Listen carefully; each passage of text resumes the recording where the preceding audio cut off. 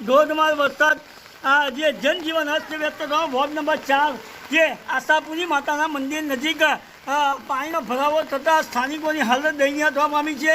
સામેના ઘરમાં પણ દીપનગર સોસાયટીમાં પહેલા ઘરની અંદર પાણી ભરાવા પામ્યા છે।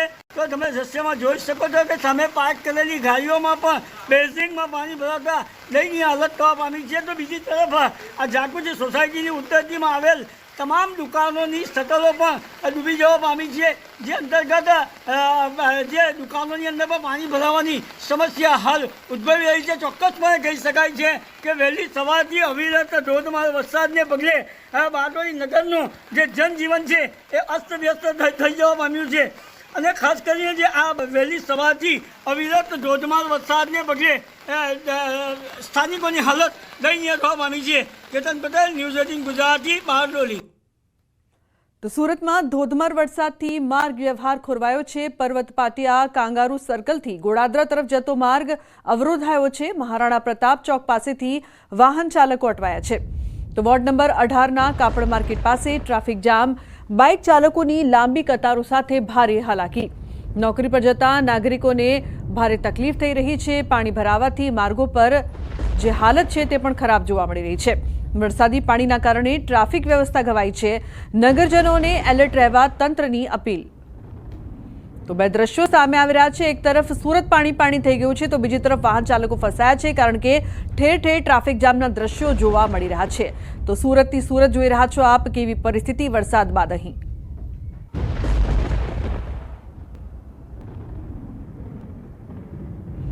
સુરતમાં ભારે વરસાદ યથાવત છે। પાલનપુર કેનાલ રોડ પર ફાયર ટીમનું રેસ્ક્યુ, એક બાળક અને 5 બાળકીઓનું રેસ્ક્યુ કરવામાં આવ્યું છે। તો વરસાદી પાણી ભરાવાના કારણે બાળકો ફસાયા હતા, જે તમામનું ફાયર વિભાગ દ્વારા રેસ્ક્યુ કરીને તેમને બહાર કાઢવામાં આવ્યા છે। સુરતમાં રાત્રિના 2 વાગ્યાથી લઈને સવારે 6 વાગ્યા સુધી 4 ઇંચ જેટલો વરસાદ ખાબક્યો છે।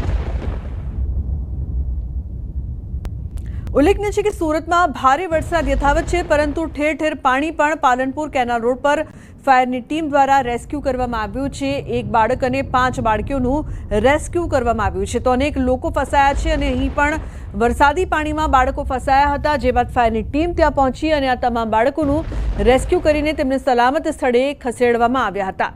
તો નાના બાળકો પણ ફસાઈ ગયા હતા અને ડરી પણ ગયા હતા। ફાયરની ટીમ દ્વારા તેમનું રેસ્ક્યુ કરવામાં આવ્યું। કીર્તિશ જોડાયા છે ફોનલાઈન પર વધુ માહિતી આપવા માટે। કીર્તિશ, નાના બાળકો છે તે પણ ફસાયા અને રેસ્ક્યુ કરવામાં આવ્યું, શું વધુ માહિતી, શું વધુ અપડેટ? બિલકુલ, 24 કલાકની જે પ્રકારે સુરતમાં અવિરતપણે વરસાદ વરસી રહ્યો છે, તેને લઈને કેટલીક જગ્યા પર લોકો ફસાયા હોવાના કોલ ફાયર વિભાગને મળી રહ્યા છે। ખાસ કરીને મોરાભાગળ વિસ્તારમાં વરસાદી પાણી ભરાવાને લઈને 4 કરતા વધુ બાળકો ફસાયા હતા, જેને લઈને કહી શકાય છે કે ફાયર વિભાગને કોલ મળતાની સાથે જ ફાયર વિભાગ તાત્કાલિક ઘટના સ્થળે પહોંચી લોકોનું રેસ્ક્યુ કર્યું હતું। આ રેસ્ક્યુમાં નાના બાળકો હતા અને ફરી એક વખત સુરત શહેરમાં ગઈકાલની જેમ વરસાદે પોતાની ધમાકેદાર બેટિંગ શરૂ કરી છે, જેને લઈને ફરી એક વખત લોકોને રેસ્ક્યુ કરવાના સતત કોલ ફાયર વિભાગને મળી રહ્યા છે। જી બિલકુલ કીર્તિશ, આભાર સમગ્ર માહિતી બદલ। તો દક્ષિણ ગુજરાતમાં મેઘરાજાની જોરદાર બેટિંગ જોવા મળી રહી છે। દક્ષિણ ગુજરાતના ઘણા જિલ્લાઓમાં સવારથી વરસાદ, નર્મદા જિલ્લામાં સિઝનમાં પહેલીવાર ધોધમાર વરસાદ વરસ્યો છે। તો વહેલી સવારે 7 વાગ્યાથી ઘણા ભાગોમાં અવિરત વરસાદ વરસી રહ્યો છે। નર્મદામાં 2 કલાકમાં 2 ઇંચ વરસાદ વરસ્યો છે।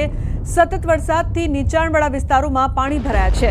તો Darbar road, Kachhiyawad station road, MV રોડમાં પાણી ભરાયા છે। પાણી ભરાતા વાહન ચાલકોને મુશ્કેલીનો સામનો કરવો પડી રહ્યો છે। તો નર્મદાના પણ જે પ્રકારથી દ્રશ્યો, જિલ્લાની તમામ શાળાઓમાં રજા પણ જાહેર કરવામાં આવી છે।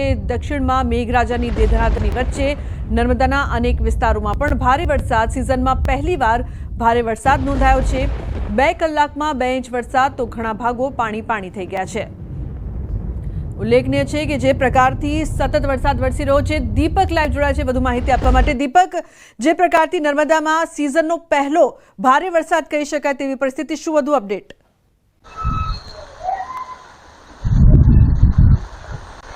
બિલકુલ, ખાસ વાત કરીએ તો જે નર્મદા જિલ્લામાં પ્રથમવાર જે સિઝનનો ધોધમાર વરસાદ વરસી રહ્યો છે।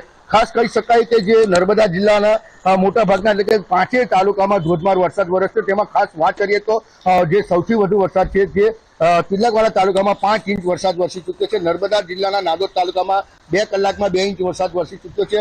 ઠેર ઠેર પાણી ભરાવાના દ્રશ્યો સર્જાયા છે. કહી શકાય કે જે રાહદારીઓને મુશ્કેલી પડી રહી છે. ખેડૂતો ખુશખુશાલ છે, કારણ કે ખેડૂતોને જે મોંઘા મેનું બિયારણ જે વાવણી કરી ચૂક્યું છે, જેમનું બિયારણને જીવનદાન મળતા આજે ખેડૂતો ખુશખુશાલ છે. ખાસ વાત કરીએ તો જે સ્ટેશન રોડ, દરબાર રોડ, જે MB રોડ જેવા વિસ્તારો છે, જ્યાં નીચાણવાળા વિસ્તારોમાં આવતા હોય છે, ત્યાં મોટા પાયે પાણી ભરાતા રાહદારીઓને મુશ્કેલ પડી રહી છે. આજે જે તમામ જે વરસાદને જોઈ જે ડીઓ દ્વારા, જિલ્લા શિક્ષણ અધિકારીઓ દ્વારા તમામ સ્કૂલોમાં પણ રજાઓ આપી દેવામાં આવી છે.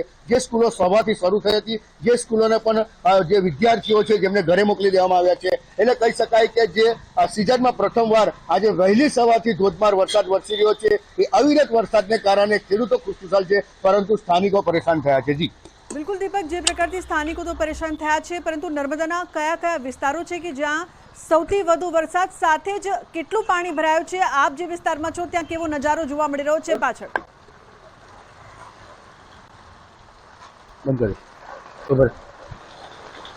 તો જે પ્રકારથી નર્મદામાં સતત વરસાદ વરસી રહ્યો છે, અનેક વિસ્તારમાં પાણી પણ ભરાયા છે. દરબાર રોડ, કાછાવાડ વિસ્તારમાં પાણી ભરાયા છે.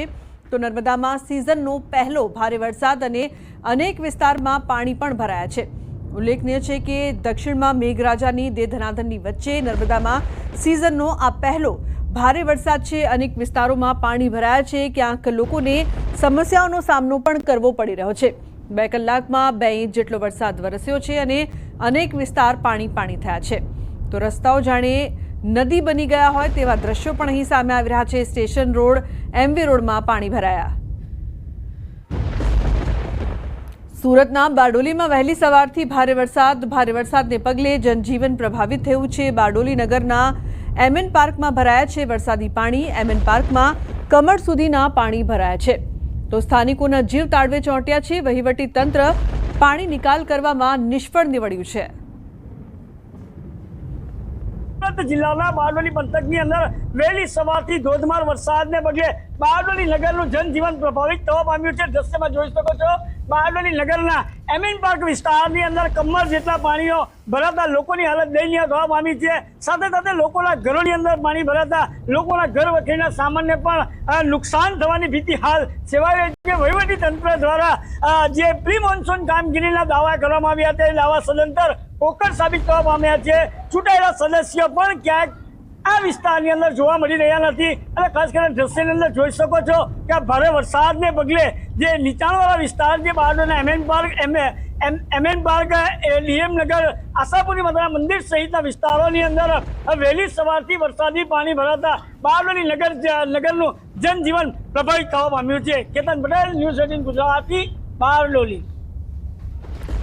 તો તાપી જિલ્લામાં સવારથી વરસાદની જમાવટ જોવા મળી રહી છે. વ્યારા, વાલોડ, બાજીપુરા, સોનગઢ સહિતના વિસ્તારોમાં વરસાદ વરસી રહ્યો છે. સવારથી વરસાદની જોરદાર બેટિંગ જોવા મળી રહી છે. તો વરસાદના કારણે વાલોડના કલમકુઈથી વાંસકુઈ મઢી તરફ જતા રસ્તા પર કોતરના વરસાદી પાણી ફરી વળ્યા છે. રસ્તા પર પાણી ફરી વળતા અવરજવર માટે લોકોને હાલાકી પણ ભોગવવી પડી રહી છે. તો ઉલ્લેખનીય છે કે સતત વરસાદની વચ્ચે અનેક વિસ્તાર એવા છે કે જ્યાં પાણી ભરાયા છે. રસ્તા પર પાણી